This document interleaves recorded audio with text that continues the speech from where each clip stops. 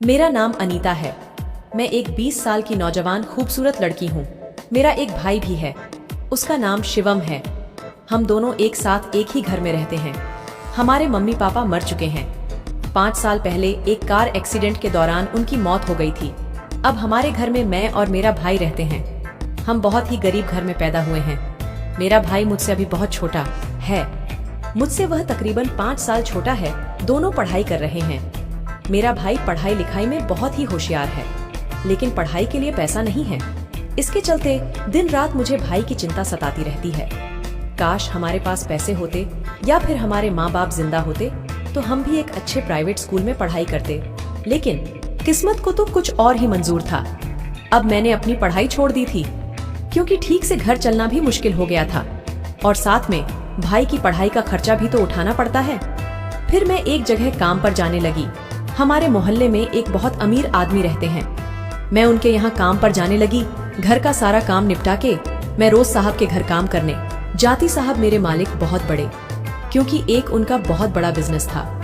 वह मुझे अच्छी खासी सैलरी दिया करते थे। एक दिन मेरे मालिक की पत्नी का एक्सीडेंट हो गया। उनका पूरा परिवार उनकी पत्नी को लेकर हॉस्पिटल चला गया।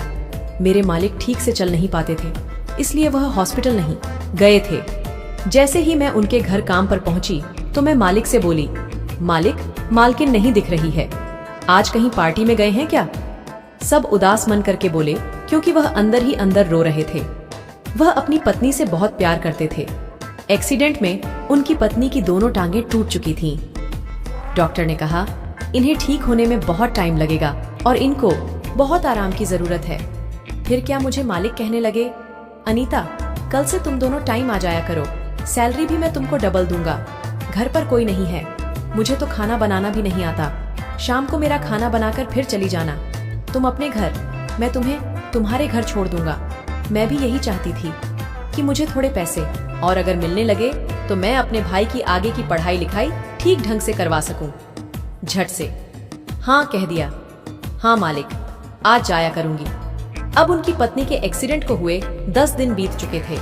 अस्पताल से अभी छुट्टी नहीं मिली थी। अगले दिन जब मैं काम पर गई, मालिक मुझसे कहने लगे, अनीता, मेरी पत्नी की छुट्टी अभी 4-5 दिन नहीं होनी है। तुम काम पर प्रतिदिन सुबह और शाम आती रहना। तुम्हारी पगार टाइम पर दे दिया करूंगा। मैं रोज काम पर जाने लगी थी।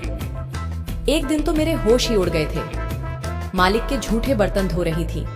तभी पीछे से आकर मालिक ने मुझे पकड़ लिया और कहने लगे, अनीता, तुम तो जानती हो ना, मेरी पत्नी की टांगे पूरी तरह से खराब हो चुकी हैं। ये सब कहते हुए मुझे अपने बेड पर ले गए और बैठाया। कहने लगे, अनीता, तुम बहुत खूबसूरत लड़की हो। मैं शर्मा गई। मैंने शर्म से सिर नीचे कर लिया और कुछ ना बोली। फिर मालिक मेरे मुंह को पकड़कर ऊपर किया और कहने लगे, अनीता, तुम मेरे साथ वह सब अगर करती हो तो मैं तुम्हारी सैलरी 4 गुना बढ़ा दूंगा। मैं चुपचाप उठी और बर्तन धोने लगी। बर्तन धोने के बाद अपने घर आ गई थी। तब तक मेरा छोटा भाई शिवम पढ़ाई करके स्कूल से घर आ गया था। फिर मैंने उसके लिए खाना बनाया। खाना खाने के बाद अब शिवम बच्चों के साथ खेलने चला गया था। फिर मैं शाम होते ही मालिक के पास पहुंच गई। काम पर मालिक घर में अकेले थे। पहुंचते ही मैं झाड़ू उठाई और आंगन में झाड़ू करने लगी। तभी मालिक ने आवाज दी, अनीता, एक गिलास पानी लेकर आओ, बहुत जोर से प्यास लगी है। मैं पानी लेकर गई तो मालिक अपने बेड पर बैठे हुए थे और उनके कमरे में एक टीवी भी लगी थी। कमरे के अंदर जाते ही मेरी नजर टीवी पर पड़ती है। मैं देखकर दंग रह गई। मालिक अश्लील फिल्म देख रहे थे।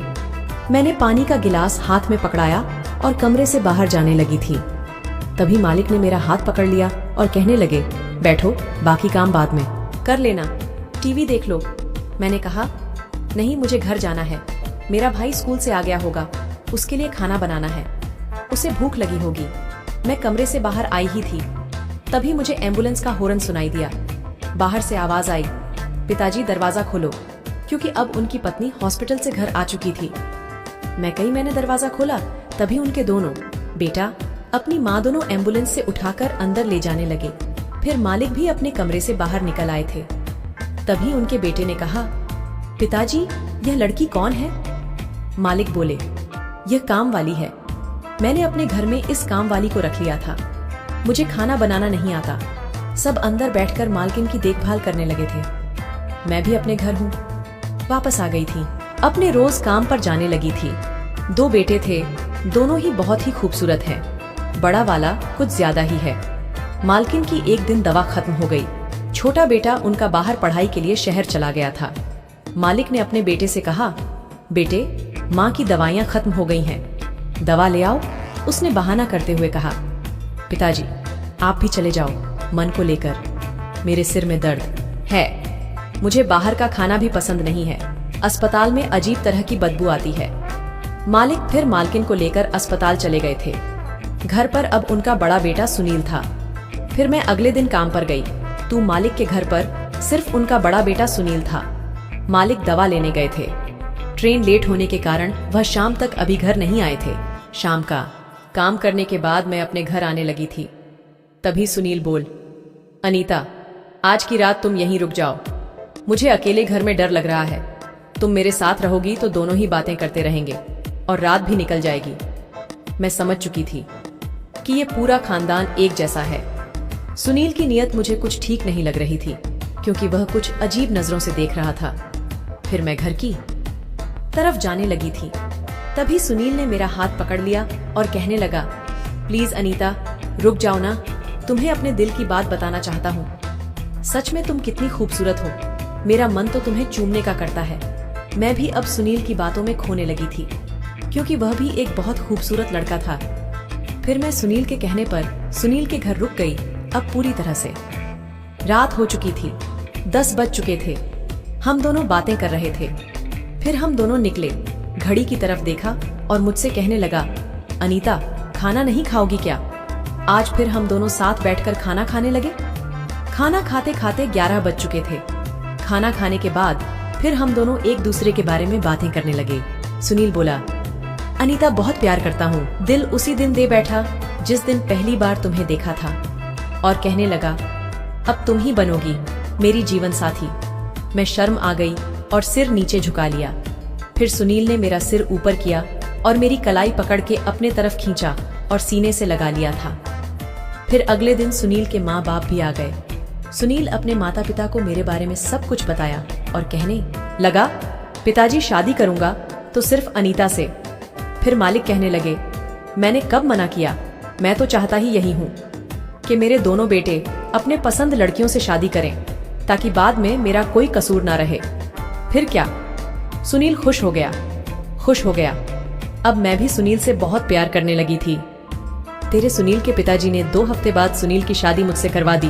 अब हम दोनों पति पत्नी बहुत प्यार से रहते हैं। मैं अपने भाई शिवम को भी सुनील के घर ले आई। अब शिवम 10वीं क्लास में पढ़ रहा है।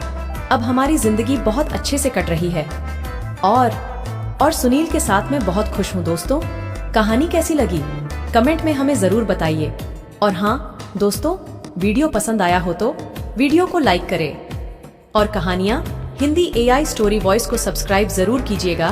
बेल नोटिफिकेशन को ऑल पर सिलेक्ट कीजिए ताकि हम जब भी वीडियो अपलोड करें आपको मिल सके सबसे पहले। धन्यवाद।